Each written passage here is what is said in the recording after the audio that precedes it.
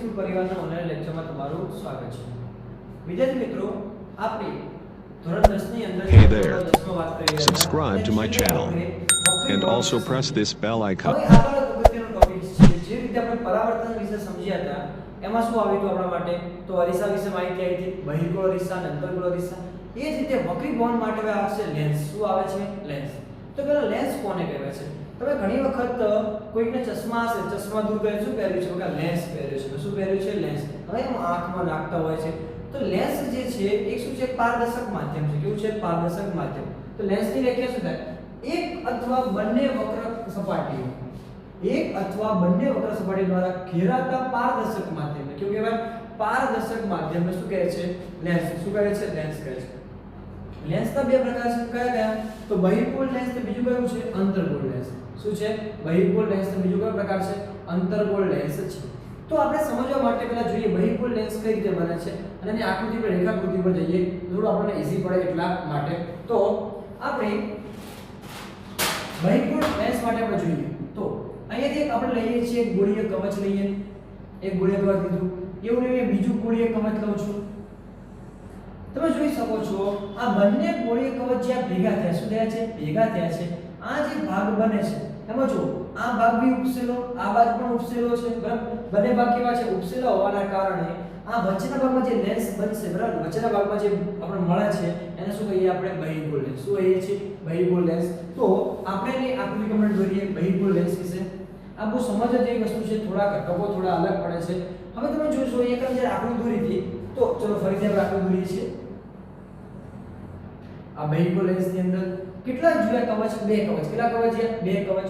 બે કવચ ગયા હોય તો વક્રતા કેન્દ્ર પણ કેટલા હોય? બે હોય। આનું હોય આનું, આને C1 કહીએ અને કઈ C2 કહીશું। બે વક્રતા કેન્દ્ર તો મુખ્ય કેન્દ્ર પણ કેટલા હોય? બે હોય। તો આને શું કહીશું આપણે? મુખ્ય કેન્દ્રની અંદર અહીંયા F2 લઈએ તો એ શું આવશે? F1 આવશે, બરાબર? તો આ વસ્તુને સમજવાનું છે તો પહેલી વસ્તુ પર ધ્યાન આપીશું। ચલો હવે આપણે જઈએ છીએ થોડું બહિર્ગોળ લેન્સ વિશે થોડું જાણીએ। બહિર્ગોળ લેન્સ કયા પ્રકારનો હોય છે? તો આપણે કઈ લઈ લઈએ આ રીતે બહિર્ગોળ લેન્સ કયા પ્રકારનો છે? આ પ્રકારનો બહિર્ગોળ લેન્સ છે। આ બહિર્ગોળ લેન્સમાંથી પસાર થતી એક કાલ્પનિક રેખા લઈએ। આ કાલ્પનિક રેખા શું આપશું? મુખ્ય અક્ષ। શું આપીશું? મુખ્ય અક્ષ। હવે જે રીતે અરીસાની અંદર મધ્યબિંદુ તરીકે શું હતું? અરીસાનું મધ્યબિંદુ શું કહેવાય? ધ્રુવ કહેવાય। એમ લેન્સના મધ્યબિંદુને શું કહેવાશે? પ્રકાશીય કેન્દ્ર O। શું કહેવાશે? આને શું કહેવાય છે? પ્રકાશીય કેન્દ્ર। શું કહે છે? પ્રકાશીય કેન્દ્ર કહે છે। થોડું ધ્યાન રાખીશું। ઓકે, હવે અહીંયાથી જોવા જઈએ તો અહીંયા શું લઈશું આપણે? અહીંયા કરે F1। કેવું લઈશું? F1। અહીંયા કેટલું આવશે આપણા માટે? C1, બરાબર? એ જ રીતે અહીંયા શું આવશે આપણા માટે? F2। અહીંયા શું આવશે આપણા માટે? C2, બરાબર? આપણે ભાગને લેવો શું છે? કઈ કરે MM। શું કહી શકો છો? MN અથવા PQ પણ કહી શકો છો। ઓકે, આટલા વસ્તુ ક્લિયર થાય છે।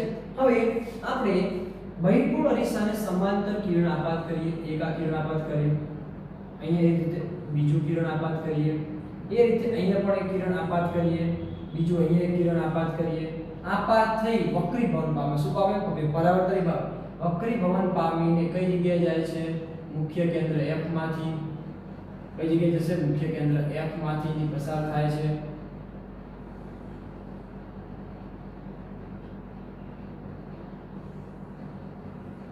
મુખ્ય કેન્દ્ર F માંથી F2 માંથી પસાર થાય છે। તો આ શું છે? સમાંતર કિરણો। કેવા છે? સમાંતર કિરણો, બરાબર? તો આ રીતે પસાર થાય છે તો અહીંયા વક્રીભવન આવશે। શું આવશે? વક્રીભવન આવશે। જ્યારે હવે આ પ્રતિબિંબ ક્યાં મળે છે? અરીસાની પાછળ। કેવું મળે છે? અરીસાની પાછળ। તો બહિર્ગોળ લેન્સ છે। કયો લેન્સ છે? બહિર્ગોળ લેન્સ। તો મળતું પ્રતિબિંબ ક્યાં મળે છે? અરીસાની પાછળ। અને આ મળતું પ્રતિબિંબ કેવું હશે? વાસ્તવિક। કેવું હશે? વાસ્તવિક। અને ઉલટું કેવું હશે? ઉલટું। વાસ્તવિક અને કેવું હોય છે? ઉલટું હોય છે। આ બહુ ધ્યાન રાખવાનું છે। તો અહીંયા જોવાનું કે બહિર્ગોળ લેન્સ દ્વારા જ્યારે આપણે જોઈતું ત્યારે અંતર્ગોળમાં જોઈતું અરીસાની અંદર વાસ્તવિક અને ઉલટું, એમ બહિર્ગોળ લેન્સની અંદર શું મળે છે? વાસ્તવિક અને ઉલટું મળે છે।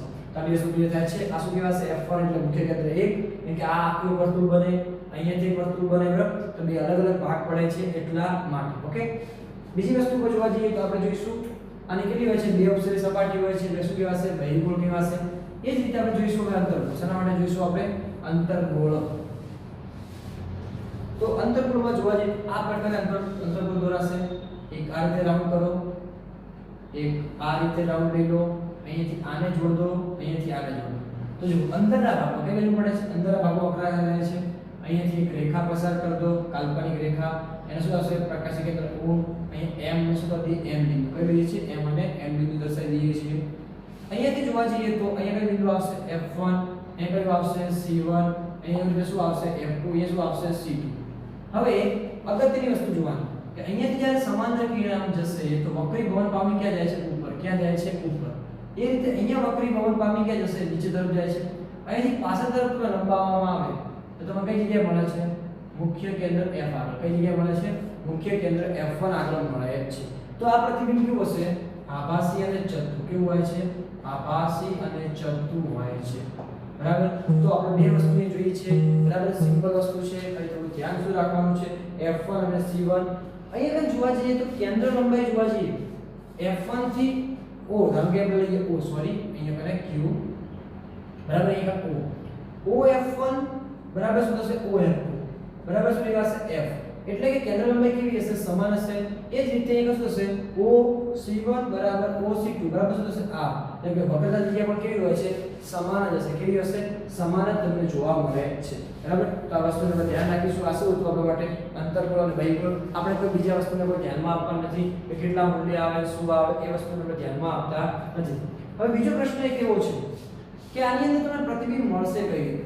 આપણે જોવા જઈએ તો કેન્દ્ર લંબાઈ શોધવી કઈ રીતે, કેન્દ્ર મુખ્ય કેન્દ્ર કઈ રીતે શોધવું? તો તમારે શું કરવાનું છે? ધારો કે આપણે ગણી લો કે આ જે છે કે અરીસુ, આ અરીસુ છે, લેન્સ છે. આ લેન્સને આ રીતે ગોઠવી દો સૂર્ય પ્રકાશ સામે અને આ રીતે એક વ્હાઇટ કાગળ, શું લઈ લઈએ? વ્હાઇટ કાગળ લઈ લઈએ આપણે.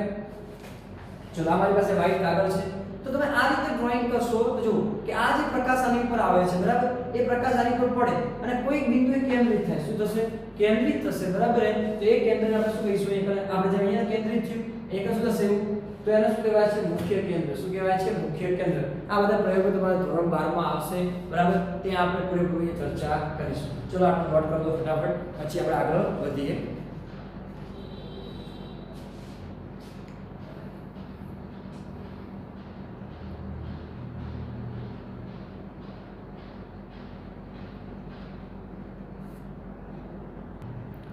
ચલો વિદ્યાર્થી મિત્રો, નવા પ્રશ્ન પર આગળ વધીએ. પ્રશ્ન એવો છે, ગોળીય લેન્સ વડે રચાતા પ્રતિબિંબ મેળવવા. શેના માટે?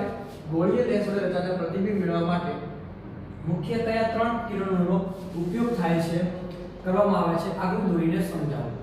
જે રીતે આપણે બહિર્ગોળ અને અંતર્ગોળ અરીસા માટે જોયું હતું કે કઈ રીતે એનો ઉપયોગ થાય છે, કયા કયા કિરણો જરૂરી છે, કઈ રીતે આપણને પ્રતિબિંબ મળશે, એની આપણે ચર્ચા કરવાની છે.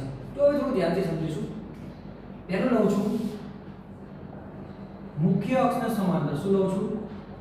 મુખ્ય અક્ષને સમાંતર. તો મુખ્ય અક્ષને સમાંતર માટે શું કન્ડિશન થશે? તો પહેલી આપણે બહિર્ગોળ માટે સરળ લઈએ છીએ. બહિર્ગોળ માટે તો બહિર્ગોળ માટે આ બહિર્ગોળ લઈ લો આપણે. અહીંથી શું કરીએ છીએ? આપણે અક્ષ પસાર કરી દઈએ છીએ.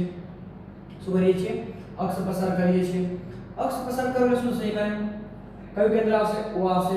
અહીં શું લઈ લઈએ? M અને M લઈ લઈએ. હવે મુખ્ય અક્ષને સમાંતર એ કયું બિંદુ આવશે આપણા માટે? અહીંયા આપણે F1 લઈએ. શું લઈશું? F1. અહીંયા શું આવશે? C1. એ જે F2, અહીંયા શું આવશે આપણા માટે? C2. તમને એક એક્ઝામની અંદર બુકની અંદર આવડી આપેલું છે 2F1. બરાબર? એ જ વસ્તુ થાય. કારણ કે આપણે ભણી ચૂક્યા હતા. R બરાબર શું હતું? 2F હતું. એટલે કે આ કેટલા અંતર હોય? 2F. કેટલું હશે? 2F. એટલે ડબલ હોય છે. એટલે યાદ રાખો 2F1 બી હોઈ શકે. એ શું હોઈ શકે? 2F2 હોઈ શકે. પણ આપણે C1 અને C2 યાદ રાખવાનું. હવે મુખ્ય અક્ષથી સમાંતર કિરણ પસાર કરું. શું કરું છું? કિરણ પસાર. એ વક્રી ભવન પામી કઈ જગ્યાએ જાય છે? તો F2 માં. ક્યાં જાય છે? F2 માં. તો આપણે લખી શકીએ છીએ કરે મુખ્ય અક્ષને સમાંતર કિરણ બહિર્ગોળ લેન્સ પર આપાત કરવામાં આવે તો તે F2 પર શું થાય છે? કેન્દ્રિત થાય. શું થાય છે? કેન્દ્રિત થાય છે. એ જ રીતે આપણે જોઈએ અંતર્ગોળ લેન્સ માટે. અંતર્ગોળ લેન્સ માટે લઈએ, અહીંથી આ અક્ષ લઈએ. હવે અંતર્ગોળ લેન્સ માટે આપણે જોવા જઈએ તો શું થશે? અહીં F1 એ શું આવશે આપણા માટે? 2F1 લઈએ એક અને અહીંયા F2 એ શું લઈશું આપણે 2F2 લઈએ, અહીંયા M અહીં શું આવશે O. હવે તમે જો એના કેન્દ્રમાં જવા જશો તો અહીંયા જ્યાં કિરણ જશે બરાબર, તો અહીંયા તમે જોશો તો કિરણ આ રીતે જશે, મતલબ પાછળ તરફ લંબાવશો કઈ જગ્યાએ આવે છે F1, કઈ જગ્યાએ આવે છે F1 માં આવે છે. તમે લખો કે મુખ્ય અક્ષને સમાંતર કિરણ અંતર્ગોળ અરીસા પર આપાત કરવામાં આવે તો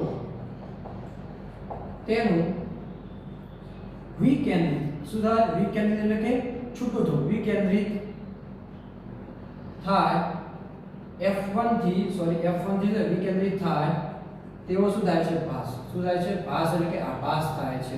શું થાય છે? આભાસ થાય છે. તમે વસ્તુ કિરણનું ધ્યાન રાખી શકો છો, તમે આ રીતે કોઈ બી દર્શાવી શકો છો.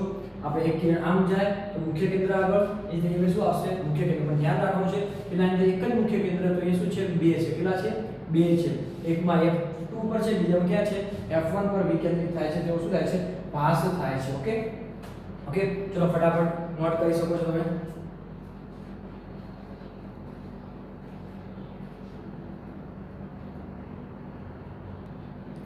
ચલો વિદ્યાર્થી મિત્રો આગળ વધીએ. આ મુખ્ય અક્ષને સમાંતર હતું. હવે આપણે જોઈશું મુખ્ય કેન્દ્રમાંથી પસાર થતું. શું થતું? મુખ્ય કેન્દ્રમાંથી પસાર થતું એવું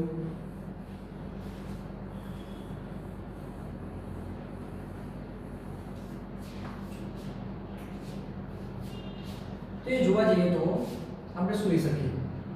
તો બીજો પોઈન્ટ છે મુખ્ય કેન્દ્રમાંથી પસાર થતું હોય. કેવું થતું હોય? મુખ્ય કેન્દ્રમાંથી પસાર થતું હોય. પછી પાછો આપણે શું લઈશું? એક બહિર્ગોળ લેન્સ લઈશું. એ જ વસ્તુ અહીંયા કન MN એ શું આવશે? O બિંદુ. અહીંયા કન આપણે શું લઈશું? F1. હવે શું લઈએ છીએ આપણે? અહીંયા C1. અહીંયા લઉં છું F2. એ શું લઈશું? C2. હવે મુખ્ય કેન્દ્રમાંથી પસાર કરું છું કિરણ આ લેન્સ પર વક્રીભવન પામી કેવું છે? મુખ્ય અક્ષને સમાંતર. કેવું બને છે? મુખ્ય અક્ષને સમાંતર. પેલા જે જ કન્ડિશન છે કે જે મુખ્ય અક્ષને સમાંતર આવે કે આ મુખ્ય કેન્દ્ર પર, એ જ રીતે એ શું છે? મુખ્ય કેન્દ્રમાંથી પસાર કરો કઈ જગ્યાએ છે? મુખ્ય અક્ષને સમાંતર. કેવું હોય છે? મુખ્ય અક્ષને સમાંતર હોય છે. એ જ રીતે તમે જોઈ શકો છો. એક આપણે લઈએ અંતર્ગોળ માટે, અંતર્ગોળ લેન્સ માટે જોઈશું આપણે, અને બહુ ધ્યાનથી સમજજો. તો અહીંયા કને આપણે લઈએ O, અહીંયા M, અહીંયા N. એ કયો બિંદુ આવશે? અહીંયા કને C2 સોરી F2. અહીં શું આવશે? F1. અહીંયા કને F1. અહીં કયો આવશે? C1. ઓકે, હવે એક કિરણ એવું લઉં છું કે એવો ભાસ થાય કે કઈ જગ્યાએ આવે? મુખ્ય કેન્દ્ર આગળ. કઈ જગ્યાએ આવશે? મુખ્ય કેન્દ્ર આગળ આવે છે, એવો ભાસ થાય છે. આ કિરણ અહીં આપાત કરી પાછળ તરફ લંબાવો છો, કઈ જગ્યાએ આવે છે? મુખ્ય કેન્દ્ર. પણ અહીંયાથી જોવા જઈએ તો આ કે જે વક્રીભવન કેવું હોય છે? મુખ્ય અક્ષ સમાન. આપાત કઈ રીતે કરો છો આપણે? તો મુખ્ય કેન્દ્ર પર આપાત થતો હોય તેવો ભાસ થાય છે, પણ વક્રીભવન કે પામી કેવું હોય છે? તો કઈ જગ્યાએ તમને મળે છે? તો મુખ્ય અક્ષને સમાંતર. તો આ બે કિરણો ધ્યાન રાખવાના છે, અંતર્ગોળ અને બહિર્ગોળ માટે. બહુ અગત્યની વસ્તુ છે. તો એ સિમ્પલ વસ્તુ, મુખ્ય કેન્દ્રમાંથી પસાર થતું હોય તો કેવું હશે? મુખ્ય અક્ષને સમાંતર. એ જ રીતે શું હશે? મુખ્ય કેન્દ્રમાં પસાર થતો હોય તો ભાસ થતું હોય તો એ પણ શું હશે? મુખ્ય અક્ષને સમાંતર હોય છે. ઓકે, બીજી બે પ્રશ્નો પર જઈએ. હવે સિમ્પલ વસ્તુ પર, છેલ્લી વસ્તુ પર જઈએ છીએ.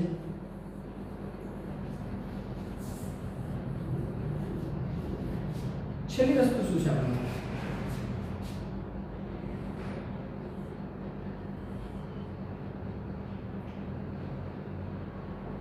M.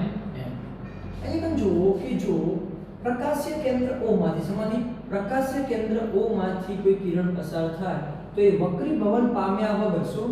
વક્રીભવન પામ્યા વગર સીધે સીધું પસાર શું થાય છે? સીધે સીધું પસાર થાય છે.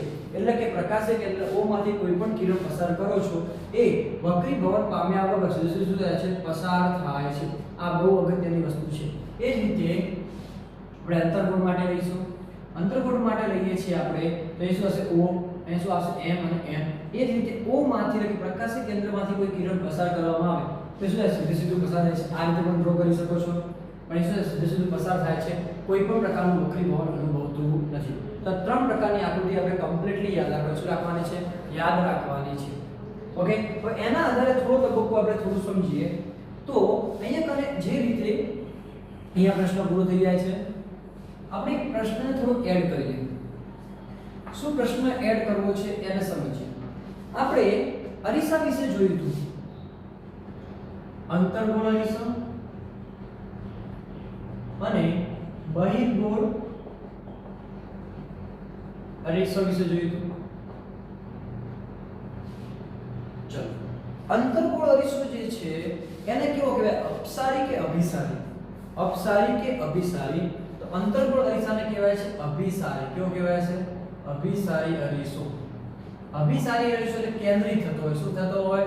કેન્દ્રિત થતો હોય. એ રીતે બહિર્ગોળ અરીસો કેવો છે? અપસારી. કેવો છે? અપસારી અરીસો. એટલે કે કેવો થતો હોય? અપકેન્દ્રિત. કેવો થતો હોય? અપકેન્દ્રિત થતો હોય. યાદ રાખવાનું. તો એવું પણ ઉલટું જોવા જઈએ તો બહિર્ગોળ લેન્સમાં શેમાં? બહિર્ગોળ લેન્સ અને બીજું શું લઈએ છીએ આપણે? અંતર્ગોળ લેન્સ. આ અગત્યની વસ્તુ અહીંયા લોકો કન્ફ્યુઝ થઈ જાય છે. બહિર્ગોળ લેન્સમાં શું થશે? તો અભિસારી લેન્સ. શું કહેવાશે? અભિસારી લેન્સ. એને શું કહેવાશે? કેન્દ્રિત. શું થશે? કેન્દ્રિત થાય છે. અને આને શું કહેવાય છે? અપસારી લેન્સ. શું કહેવાય છે? અપસારી લેન્સ થાય છે. એટલે કે અપકેન્દ્રિત. શું થાય છે? અપકેન્દ્રિત. એટલે કેન્દ્રથી કેવો જાય છે?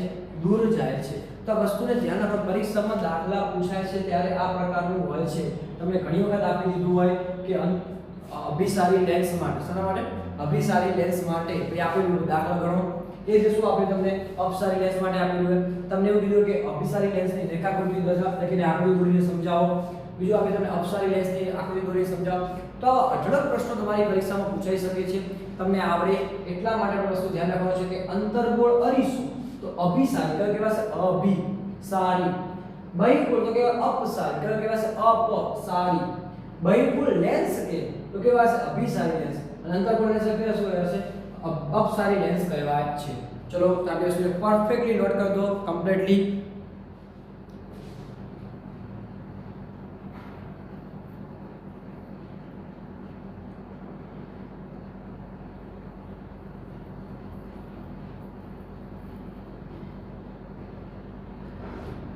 ચલો વિદ્યાર્થી મિત્રો, લખાઈ ગયું હશે.